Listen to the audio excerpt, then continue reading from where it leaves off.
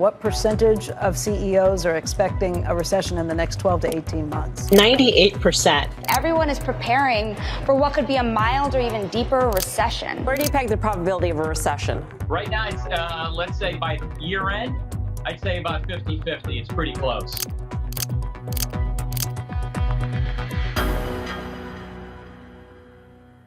Hello and welcome back to the channel. If you're new here, my name is Sheen. I'm an Oxford and Cambridge graduate, an ex-strategy consultant, and currently a COO of a media company. And on this channel, we explore tips and tricks on how to improve our professional and personal lives. And today, I'm here to tell you why now is the best time to ask for a pay rise and how to do it. I'm sure you must have heard either from the news, from your colleagues, from your friends or your family, there are talks of an upcoming recession in the next year. The world is currently in a situation called a stagflation. This is a combination of two words, stagnation and inflation. Stagnation refers to the slowing economic growth, while inflation, we all know, means the increasing prices of cost of living. Rising inflation is the sign of an overheating economy. Inflation means that there is a higher demand for goods and services, which leads to increasing prices. As we all know, demand and supply, right? So the more there is a demand for something, the more expensive it becomes. And therefore now the value of the money that you have in your pocket is going down. The cost of living is going up, the energy bills are going up, rent is going up, and even the cost of food goes up. Now the reason this is happening right now is actually multifaceted. The cost of living crisis, the Russian invasion of Ukraine, and the remnant impacts of COVID-19 are all contributing to this rising inflation that we're seeing today. Interesting point is that job vacancies are at an all-time high.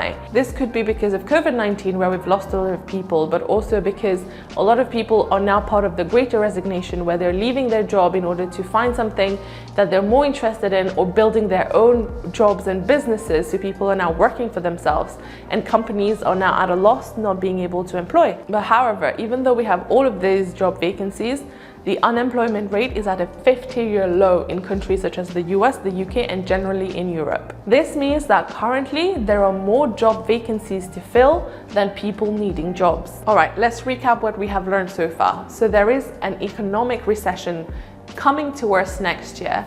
Currently, we're already facing increasing inflation and declining economic growth. But this is not all bad news, because at the moment, unemployment rate is at its lowest, whereas vacancies is at its highest, which means that those of us who are currently employed, we are in a good position. Now, it is the end of year. A lot of us start thinking about pay rises. With the inflation as well, we know that the cost of living has gone up, so we need more money.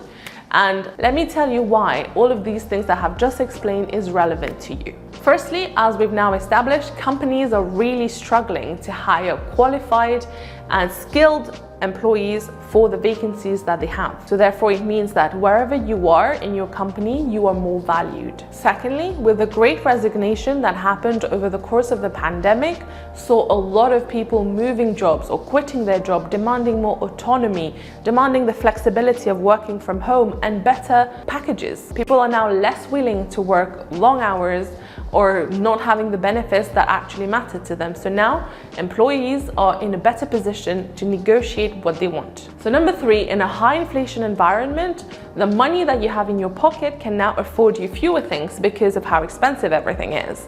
So that gives you more bargaining power, because it is only fair that your salary should go up to match the increase in the cost of living.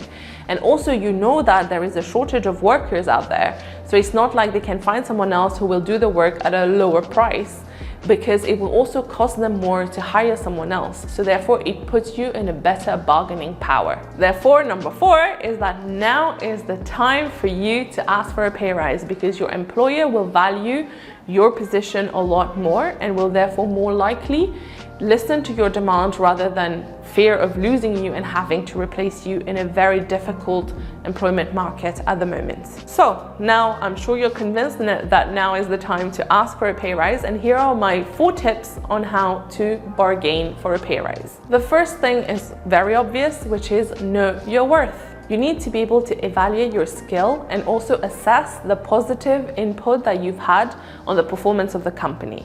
And you should document qualitatively and quantitatively how you have brought in, business, or how you've made the company profit, or basically how you've accomplished the things that your roles and duties outline. You need to bring in evidence of your performance for the past 6 months or 12 months in any salary negotiation meeting, because then you're in a position to have backup for your claims and your employer is more likely to listen and see that your claim is actually based on performance. Number 2 is understand the bigger picture. What I mean here is if you ask for 10% increase in your salary when inflation is at 10%, it is unlikely to make much of a difference to you personally. You need to be very clear and aware of how the economy, the field you're in, and your company are all faring based on the current situations. Do your research in terms of what are the other vacancies in the market currently in your industry.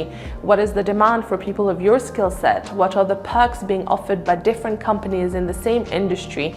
And also just assess whether your current company and employer are downsizing or are they upsizing? Are they doing very, very well compared to the rest of the industry, or are they all suffering? Because all of this will give you a clear idea on what is a reasonable ask on your behalf, so that it is not rejected immediately, firstly, and also secondly, that you don't look like you're out of touch. Thirdly, ask now.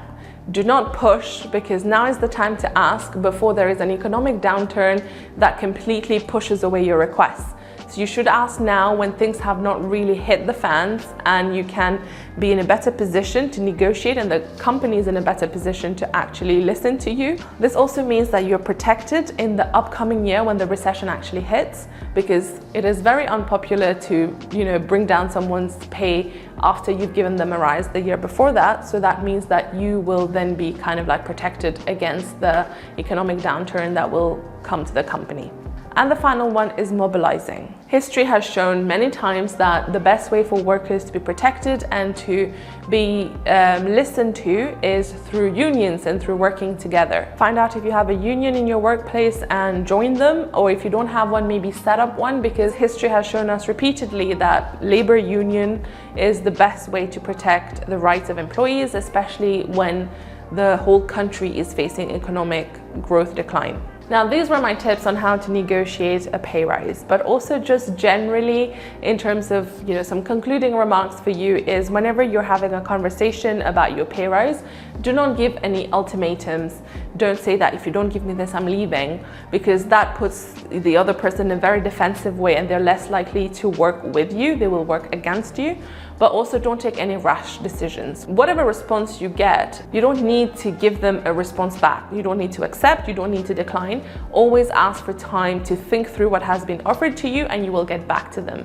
In this way, you're acknowledging that, okay, I've heard you, let me now go away and take my own time to look through it and see whether it makes sense for me to accept this or not. Pay rises are also just one form of a benefit that you can get from your workplace, right? So if, for example, your company is not willing to give you a pay rise or they're not in the best position to do that, you can always negotiate other benefits, whether it is flexible working hours, working from home, training on the job, or just, generally better conditions of work that suit you better. And just remember, in a recession, companies are scared of losing their employees. They want to hold their employees because it will cost them more to try and hire in such a difficult situation. So you are in a good position to bargain. Of course, be fair. Only ask for what makes sense and what is reasonable based on your performance, based on how the whole industry is doing, based on how your company is doing, and based on the inflation and everything we've discussed so far. But know your worth and ask for what you deserve, and whether that is in terms of pay rise or other benefits that come as part of the package. But be bold and ask for what you deserve. I hope this was helpful. If you have any more questions or any advice on how to ask for a pay rise, if you've done it in the past, leave it in the comment section below. And if you like the video, please consider subscribing and liking the video, and I will see you in the next one. Thank you for being here. Bye.